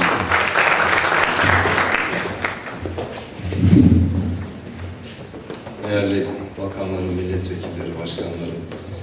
Kusurumuza bakmayın, bizler pek protokolden anlamayız. Aslında sevmeyiz de. Hala gençliğin verdiği bir şey, gençliğin son günlerini yaşıyorum. 24 Mayıs'ta 40 yaşına gireceğim. Yani 24 Mayıs artık benim için deadline diyor Amerikalılar sonra. Ama kardeşimin de kusuruna bakmayın. Kardeşim ben ilk defa tanıyorum ama ablasını tanırım sayılır. Nasıl anlatmak gerekir bilmiyorum. Bir gün Kırgızistan'dayım ve Boş havalisinde geziyorum 2011 senesinin yaz sonu. Bir Özbek köyüne gittim, Aravan isimli. Geziniyorum ve insanlar kolumdan tuttu evlerine davet ettiler ve 1930 yılına ait 5 tane pasaport çıkardılar. Pasaportların üzerinde etnik hane var ve o etnik hanede Türk yazıyor. Yani aslında Türkiye Türkleri için Rusya'da kullanılan Turok değil. Resmen T-U-R-K harflerinden Sayın Bakanım onlara Türk ata ismini koymuştu uzunca bir zaman önce. Ama gerçekten o vadi Türklüğünün bir numunesi gerçekten gördüğüme çok sevindim. Tabii geçtiğimiz sene boyunca, hatta bu seneye sarkan bir şekilde Türk Cumhuriyetlerinin bağımsızlıklarının 20. yıllarını kutladık. Aslında bu çok önemli bir şeydi. 20. yılı kutluyorduk ama aslında o 20. yılda değil de bir bağımsızlığa ara verilmiş dönemden sonraki 20. yıldı ve bir vesileyle Kırgızistan'ın bağımsızlığının 20. yılı sebebiyle bir konuşma yapmam istenmişti. Çoğu zaman olduğu gibi yapmış olduğum konuşmayı bir kenara koydum. Biraz da duygusallaşmıştım belki ama şunlar aklıma geldi. Kırgızistan örneğinde, bu şahıs örneğinde aslında bunu bütün Türk dünyası içinde söyleyebiliriz. Çünkü 19. yüzyılda Türkistan yavaş yavaş Rusların eline geçmişti. 1860'lar ve 70'ler arasında Türkistan'ın güney kısmı da tamamen ele geçirilmişti. Kırgızlar büyük cesaret ve kahramanlık örneğiyle savaşmışlardı. Hatta çok meşhur bir Kurmancan Datke dedikleri kadın mareşal çıkarmışlardı ve bu kadın mareşal Ruslarla pazarlık masasına oturmuştu. Ondan sonra Rus hakimiyeti başladı ama 1873'ten 1917'ye kadar olan Çarlık döneminde 100'den fazla defa ayaklandılar ve hepsinde büyük kıyımlara uğradılar. Ondan sonra 1917'den 22 Sovyetler Birliği'nin kuruluşuna kadar göreli bir rahatlık. 22'den sonra 29'a kadar devam eden yine ayaklanmalar. 29'da kolektivizasyon dedikleri zaman hayvanların hemen hemen hepsi insan nüfusunun Türkistan'da yaşayan Kazak, Kırgız, Türkmen, Özbeklerinin 2/4 hatta 2,5 hayatını kaybetti. Yani bir millet bir anda yarı nüfusuna düştü ama yaşamaya devam etti. Daha sonra repres edilen bir dönem oldu 1935, 36, 37'de Stalin'in Kızıl Terörü. Bu halkların okuyan, yazan bütün elit aydınları bir anda yok edildi. Bir kuşak ortadan kalktı. Ama insanlar yaşamaya devam ettiler. Sonra tarihin en büyük facialarından biri İkinci Dünya Savaşı. Bugün Orta Asya'da hangi köye gitseniz, hangi Kazak avluna, Kırgız avluna, Özbek avluna gitseniz bir taş vardır granitten. Üzerinde yüzlerce isim yazar. İkinci Dünya Savaşı'nda o köyden hayatını kaybedenler. Düşünün, o zaman da Türkistan nüfusunun yaklaşık 1/5 sadece erkek nüfusunun, toplam nüfusun 1/5 ama erkek nüfusu da daha fazla olur herhalde. Yok oluyor ve yaşamaya devam ettiler. Bütün bu baskılar, her şey devam ederken yaşamaya devam ettiler ve 1991'de bağımsızlıklarını kazandılar. İşte aynı sene, bir sene ertesinde bizim teşkilatımız kuruldu. O teşkilatı Sayın Genel Başkanım Nuri Yürü Bey'in de ifade ettiği gibi bizler bugüne kadar belli bir şekilde bir yere getirmeye çalıştık. Ama bu bağımsızlıklar o kadar mukaddes, o kadar önemli ki bizler için. Üzerlerine her zaman titriyoruz. Üzerlerine titrerken de sivil toplumun ve demokratik mücadelenin önemine inanıyoruz. İşte bugün Sayın Kırgız Bakan aslında bizim romanlarda okuduğumuz Kürşat'ın ete kemiğe bürünmüş, aramızda yaşayan halidir. Kendisi Kırgızistan'ın en genç milli kahramanıdır. 2 defa ölümden dönmüştür, kurşunlanmıştır. Ama buna rağmen demokratik mücadelesine, sivil mücadelesine devam etmiş ve gençlere örnek olmuştur. Bizim Türk Cumhuriyetlerinin bağımsızlıklarını kazanmasından sonra çok ciddi bir heyecana kapıldığımız doğrudur. Hala o heyecanı taşıdığımız da doğrudur. Ancak oturup düşündüğümüzde yeni bir paradigmaya ihtiyacımız olduğunu hepimiz görüyoruz. Belki de aramızda yaşadığımız fikir ayrılıklarının, zaman zaman içine düştüğümüz buhranların en büyük sebebi de yeni dünyayı, yani 91'den sonra oluşan dünyayı tam olarak entelektüel bir şekilde okuyup, teşhisleri koyup ona göre mücadele metotları geliştirememiş olmamızdan kaynaklanıyor. Ama ben inanıyorum ki Dünya Türk Gençleri Birliği bu mücadele metotları için örnek teşkil edebilecek bir çalışmadır. Bizim geleneksel paradigmamızda tabii ki her zaman devlet, evet müddet ilkesi merkezde olmuştur. Bizim kadim anlayışlarımızdan bu yana anladığımız devlet, kutsal devlet ve sürekli devam eden devlet aslında bugün bizim bir bürokratik makine olarak gördüğümüz devletten de biraz farklıdır. Yani bizim kutsiyet atfettiğimiz devlet anlayışıyla bugünkü basit bürokratik mekanizmalar arasındaki farka dikkat çekmek istiyorum. İşte bu noktada aslında sivil toplumun devletin gölgesinde ve tamamen finansal desteğinde olmasının dışında çok daha önemli, bağımsız ve finansal olarak da bağımsız bir şekil alması gerektiğini görüyoruz. Ve aslında son olarak bazı güzelliklere de dikkat çekmek istiyorum. Burada mesela aramızda Sayın Adnan Süer var, TRT Avaz koordinatörü. TRT Avaz bugün hemen hemen bütün Türk dillerinde, lehçelerinde, hemen hemen bütün Türk dünyasını kapsayan şekilde Balkanlardan Sibirya'ya, Orta Asya'ya, Kafkasya'ya yayın yapan aslında bizim ideallerimizin yine ete kemiğe bürünmüş bir şekli.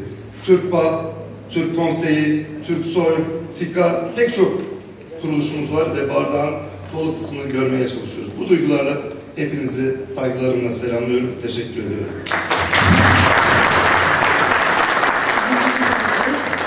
Avrasya Yazarlar Birliği Başkanı Sayın Yakup Delimeroğlu'nu konuşmak üzere kürsüye davet ediyorum.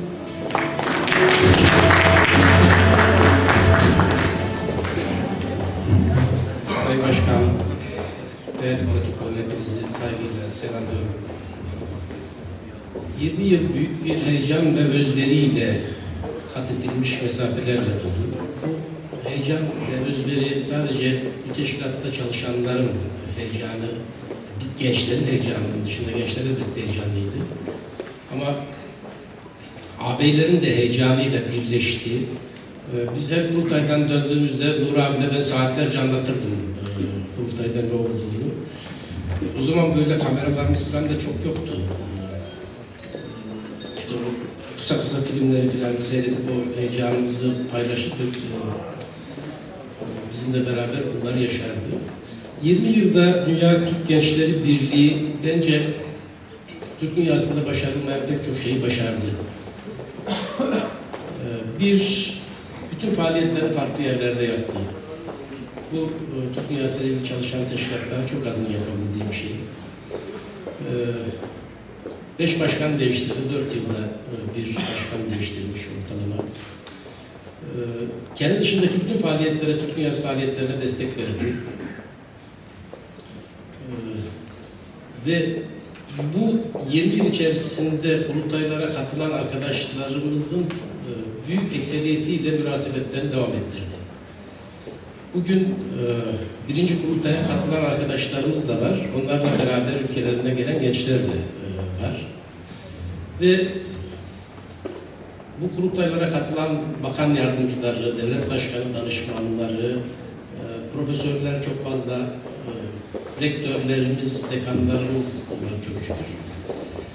Ben bu kutlu yürüyüşün 20. yıldan sonra da yine aynı heyecanla, samimiyetle devam etmesini diliyorum. Hepinizi saygıyla selamlıyorum. Teşekkürler efendim. Şimdi ise protokol konuşmasını yapmak üzere kürsüye TRT Avaz Genel Müdürü Sayın Adnan Süer Efendimiz'i davet ediyorum.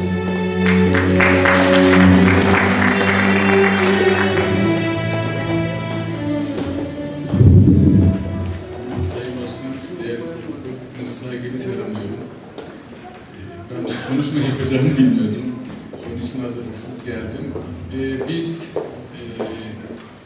gözümüzün gördüğü, sesini duyduğumuz, sesimizi duyan herkese, buraya gelen bütün arkadaşlara bizi izleyin, birlikte olalım, birlikte çalışalım diyor. Ve bu kurultayın birliğimiz, dirliğimiz ve güçlenmemiz için hayırlara vesile olmasını diliyorum. Hepinizi saygıyla selamlıyorum. Şimdi ise Kıbrıs Türk Kültür Derneği Başkanı Sayın Ahmet Göksan'ı konuşmak üzere davet ediyorum.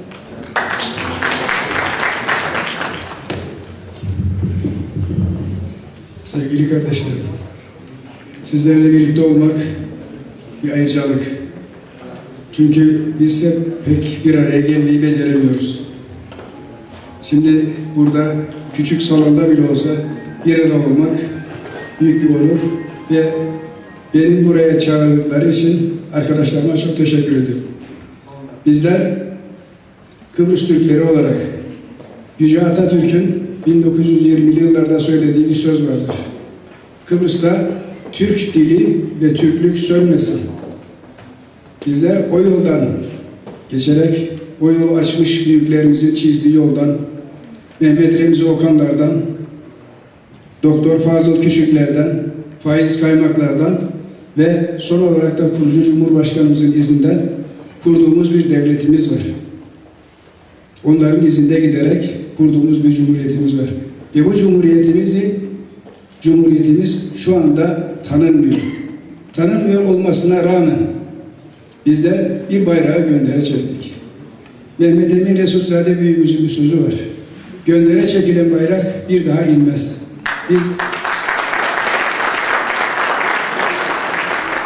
Bizler de Kıbrıs Türk Kültür Derneği olarak şu anda Kıbrıs'ta bir boşluk yaşanıyor. Siyasi bir boşluk yaşanıyor. Kurucu Cumhurbaşkanımızın aramızdan ayrılması sonrasında ben geçtiğimiz pazar günü Kıbrıs'taydım, geldim. Bu boşluğu gördüm ve bu boşluğun doldurulmasına inanıyorum. Doldurulması gerektiğine inanıyorum. Kıbrıs Türk Kültür Derneği olarak üzerimize düşen görev, biraz önce sözünü ettiğim gibi, içeriden ve dışarıdan yıkılmak istenen Cumhuriyetimizin göndere çektiğimiz bayrağımızı indirmemektir. Ve biz bu yolda çalışmalarımıza devam edeceğiz ve yüce Türk milletinin ayrılmaz bir parçası olmanın onurunu her zaman yaşayacağız ve ne mutlu Türk'üm diyerek bayrağı gönderiden indirmeden yolumuza devam edeceğiz. Çok teşekkür ederim. Sağ olun.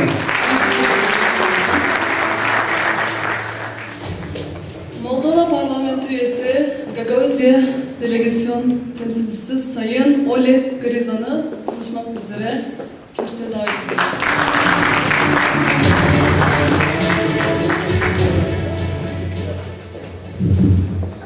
Saygıdeğer dostlarımız, sevgili kardeşlerimiz, kız kardeşlerimiz, Moldova'dan ve dost halkımızdan açık yürekten sıcak selamlar getirdim size.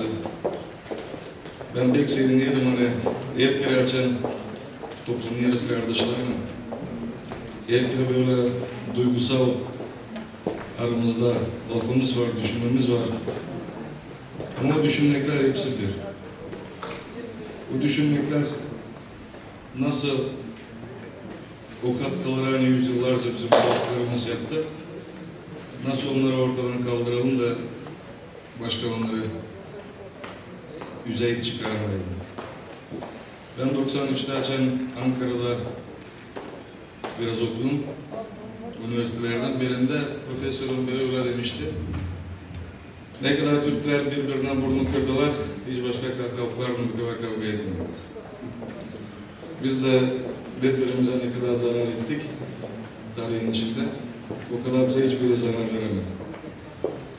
Var umudum hani bizim dedelerin torunları biz bu yüzyıllar içinde kendi tarihimizi herkes yaşadı. Bu katları ortadan kaldıracağız. Daha anlayırız hani bize paylaşma yok. Biz lazım bizim gücümüzü bu dünyada yarınki günde size birlikte gösterelim.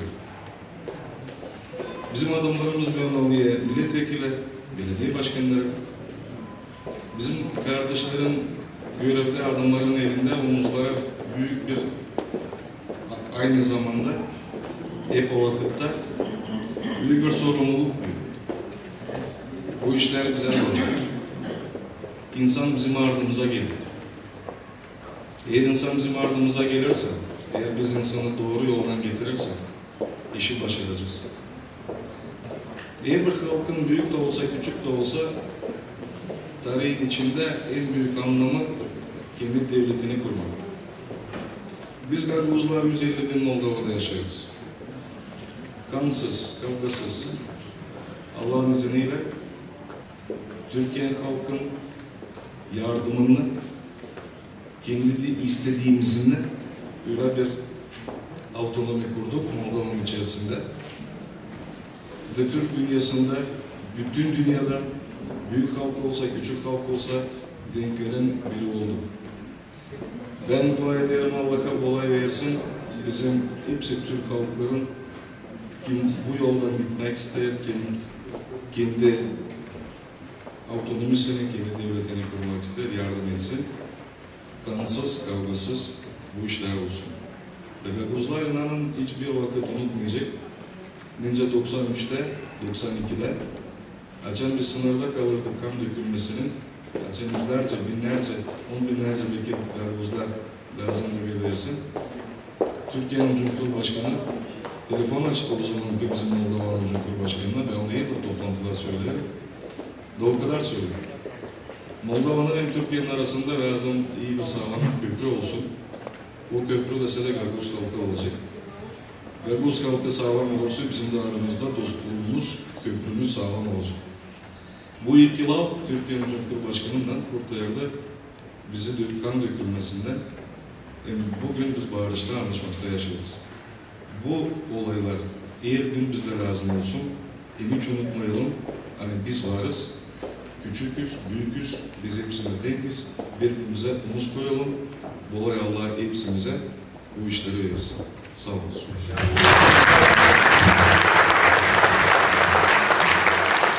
CHP İstanbul Milletvekili Sayın Ali Özgün Yüzür. Değerli konuklar, protokolümüz ardından şimdi ise güzel şiirleriyle Güney Zühre'yi davet ediyorum.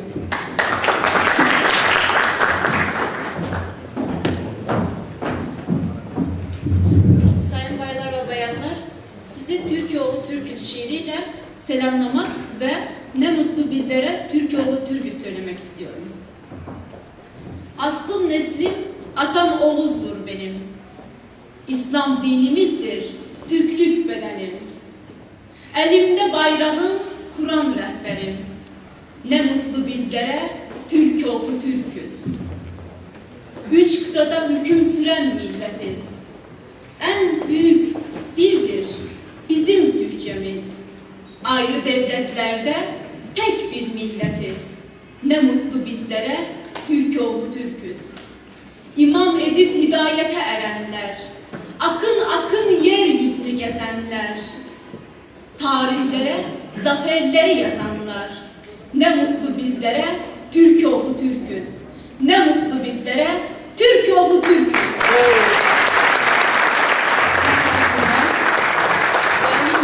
Şimdi ise plaket takdimine geçmek istiyorum. Sayın Dünya Türk Gençleri Birliği Başkanı Yardımcısı Şemsettin Musacı'yı davet ediyorum.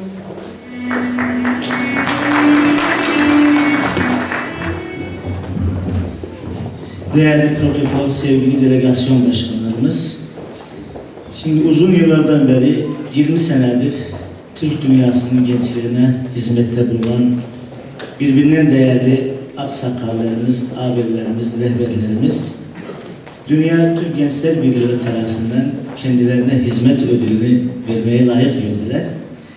Şimdi ben ödülün metnini okuyayım, ondan sonra birbirinden değerli aksakallarımızı, rehberlerimizi sahneye davet edeceğim. Birliğimizin kuruluşundan bu yana Türk dünyası gençleri arasında yakınlaşma, bütünleşme, birlik ve beraberlik yolunda göstermiş olduğunuz hizmetinizden dolayı Dünya Türk Gençler Birliği tarafından Türk Dünyası Hizmeti ödülüne layık görülmüşsünüz. Öncelikle çok değerli aksakalımız, 20 senedir birliğimize rehberlik yapan abimiz Sayın Nuri Gürgür'ü kürsüye davet ediyorum. Ödülünü birliğimizin genel başkanı Sayın Ekrem Abdullah takdim etmek üzere davet ediyorum.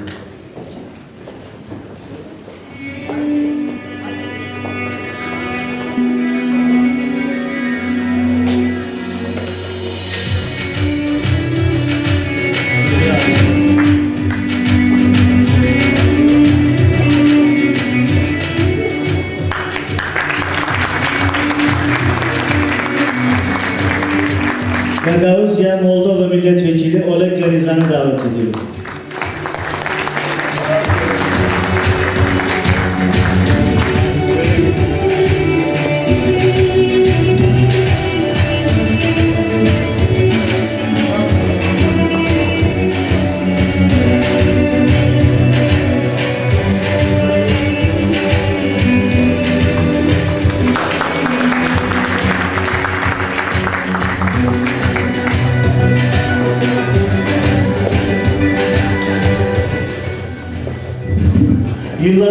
Türk dünyasına hizmet eden belediyeler arasında Keçiören Belediye Başkanımız Sayın Mustafa Ak, aynı zamanda kendisi Türk Dünyası Belediyeler Birliği'nin Başkan Yardımcısıdır. Ödülünü almak üzere Sayın Gökhan Bahçeci Bey'i davet edelim, buyursunlar. Erşef Abdullah'ı takdim edecektir, buyursunlar. Erşef Bey, Dünya Türk Gençler Birliği'nin genel koordinatörüdür.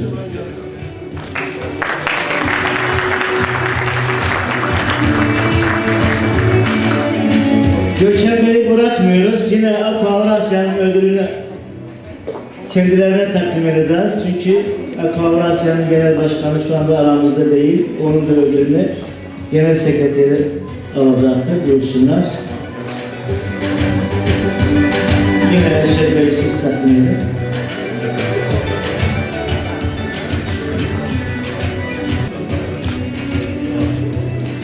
Teşekkür ederiz. Uzun yıllardan beri Türk Dünyası Kadınlar Birliği'nin hizmetinde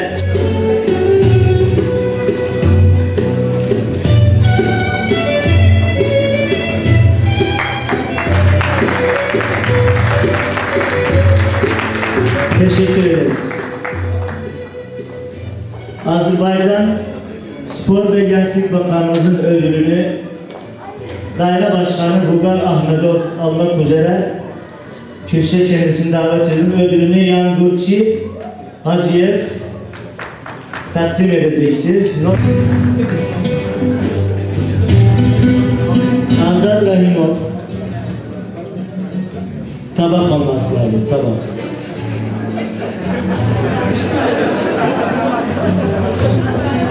Yok.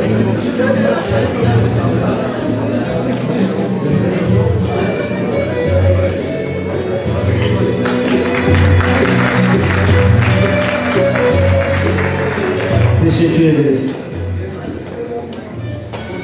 Diğer bir ödülümüz ise Türksoy Başkanlığı'na takdim edecektir. Takdimini Bulgaristan Delegasyon Başkanımız Sayın Rafat Ülütürk buyursunlar.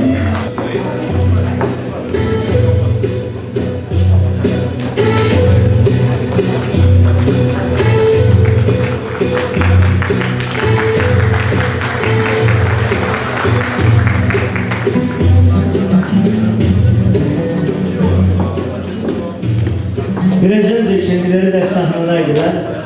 Dediler bizi izleyin, biz de size her türlü hizmeti takdim edelim. TRT Avaz Müdürü Sayın Adnan Sürer. Buyurun.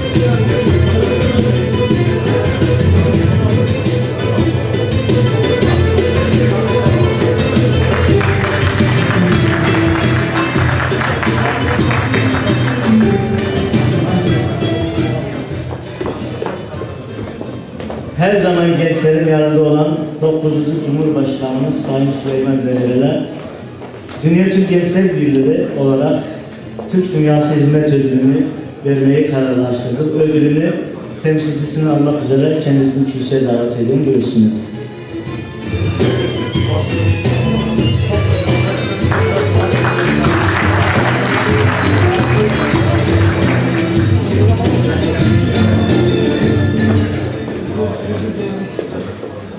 Yine Irak'tan her zaman gençlik faaliyetlerinde bizi kırmayan ve faaliyetlerimize hazır olan milletvekilimiz Sayın Fevzi Ekrem Terzioğlu'na birliğimizin adına bir teşekkür plaketi vardır. Plaketini Sayın Mustafa Mahtumkulu Afganistan Delegasyon Başkanımız takdim edecektir. Buyursunlar.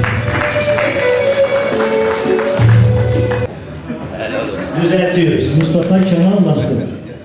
Plaketini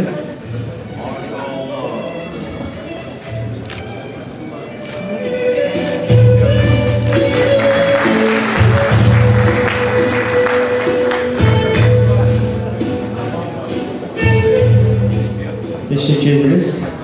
Evet, birliğimizin bu toplantısında bize sponsorluğu yapan Cengiz Holding temsilcisini davet ediyorum. Buyursunlar. Ödüllerini takdim etmek üzere İskender Barayev Kırım Delegasyon Başkanımız.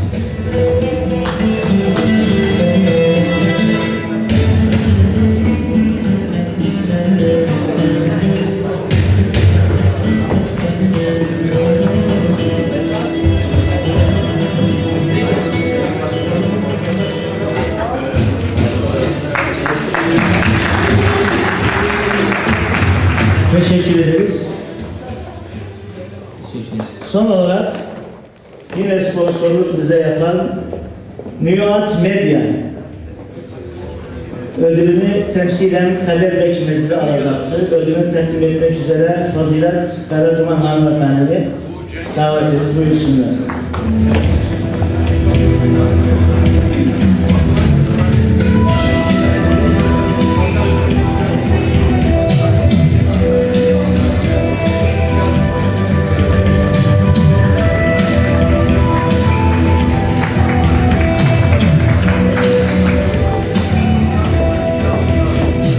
Ödül alanlarına ve ödül takdim edenlere teşekkür ederiz.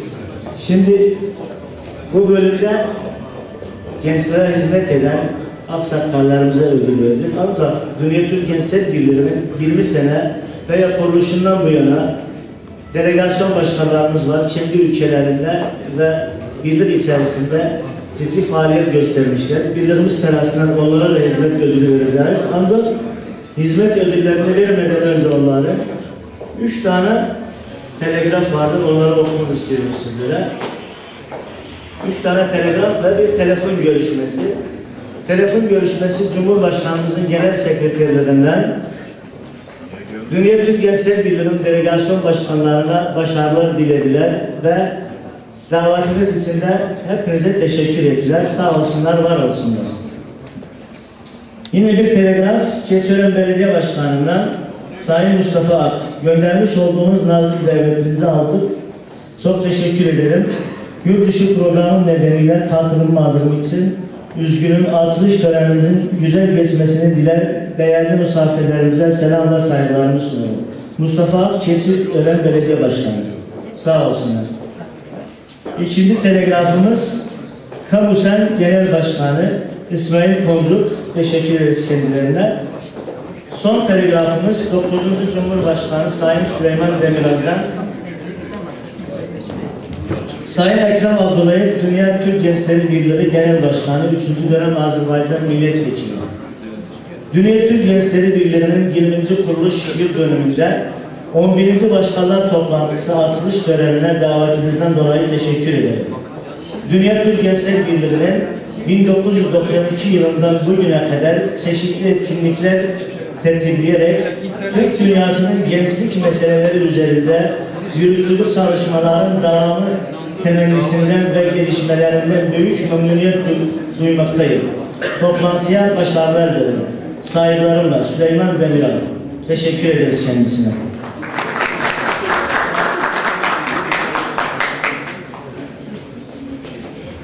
Evet, şimdi ise Dünya Türk Gençler Birliği'nin teşkilat başkanlarına hizmet ödülü takdim etmek üzere. İyiyim, teşekkür Ödülünü MHP Genel Başkan Yardımcısı ve Tokat Milletvekili Sayın Raşat Doğan'ı takdim etmek üzere kürsüye davet ediyorum. Buyursunlar.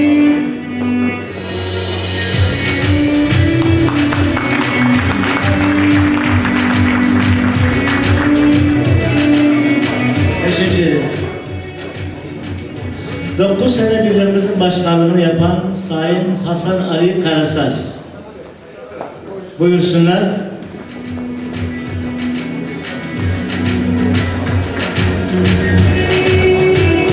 Ödülünü Sayın Kültür Elçi Bakanımız Sayın Namık Kemal Zevre'yi davet ediyorum. Buyursunlar.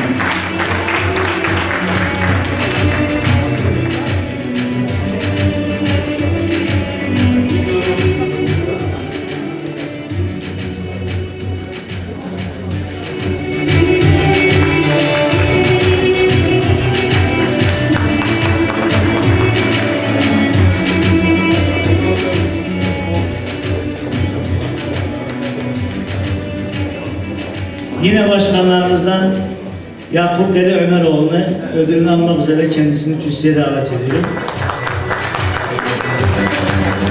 Ödülünü Kıbrıs Türk Kültür Derneği Başkanı Sayın Ahmet.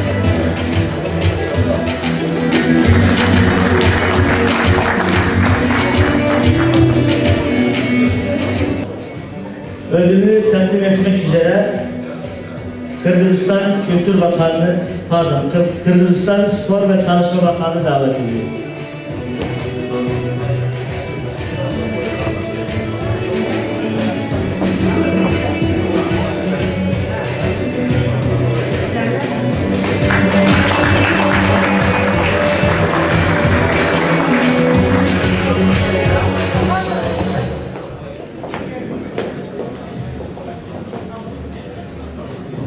Ve Davutya Delegasyon Başkanı Oleg Galizan ödülünü Rabil Hasanov Türkmen Genel Sekreterine takdim etmesini rica ederiz. Oleg Galizan. Türk Devletler Konseyi temsilcisi Kısmet alias Odamış. Türksoy olsun. Türksoy Genel Sekreter Yardımcımız buyursunlar.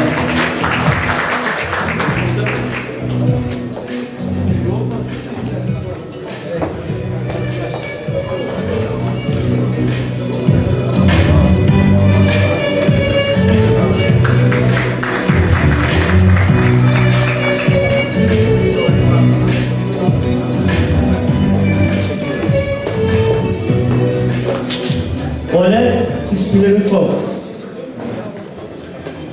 Suvaşistan Delegasyon Başkanımızın ödülünü Ekrem Abdullah'ı tekrar kürsüye çağırıyorum.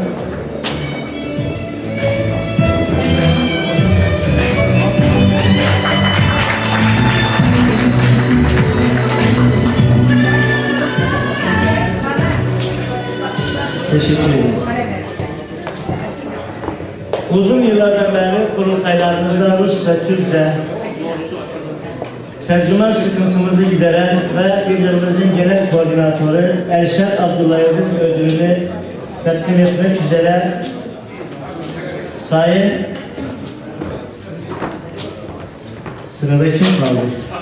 Herkes sıkmıştı.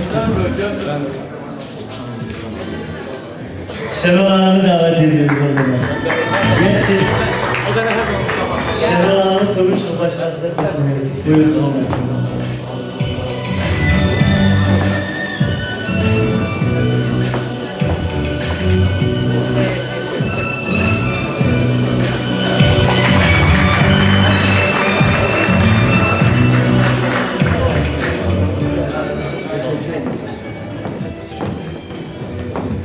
Evet, şurada iki ödül kaldı herhalde. Bir benim ödülüm kaldı. Bir de bütün delegasyon başkanları adına çok değerli başkanımıza ödül takdim etmek istiyoruz. O zaman Sayın Nuri Gülgül hocamızı ve Erşen Hürmüzlü çıktı mı? O zaman Nuri Bey'i davet edelim kürsüye. Yok, Nuri Bey. Erşen hocamız burada, o zaman buyursunlar. Teşvik etme. İkimize birden vereceksin Erşen abi.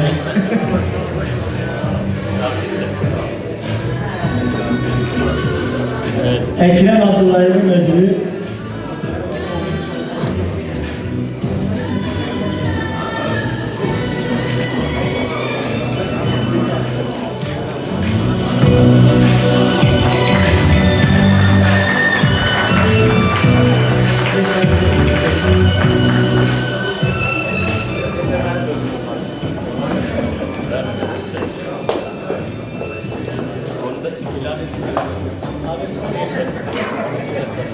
Erşen abi de bir anons etti ödülünü. Teşekkür ederim.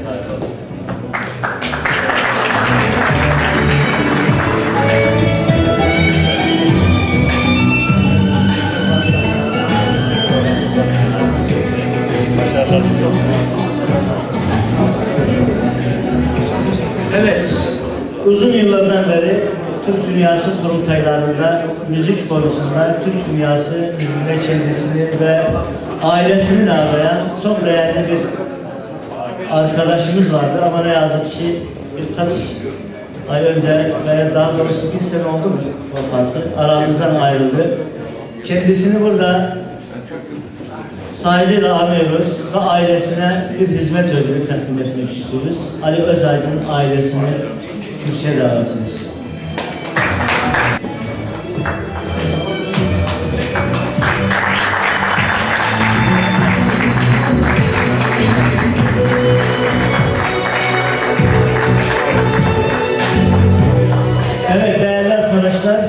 Programımızın bu bölümü sona erdi. Biraz sonra bir kat aşağıda birliğimizin kuruluşunun 20. yıl pastasını ve Türk dünyasından gelen birbirinden değerli müzisyenlerimizin türkü söylemeleri eşliğinde hem kutlama yapacağız hem de bir ikramımız olacaktır size. Katılımınız için çok teşekkür ederiz. Hepinizi aşağıya davet ediyorum. Buyursun.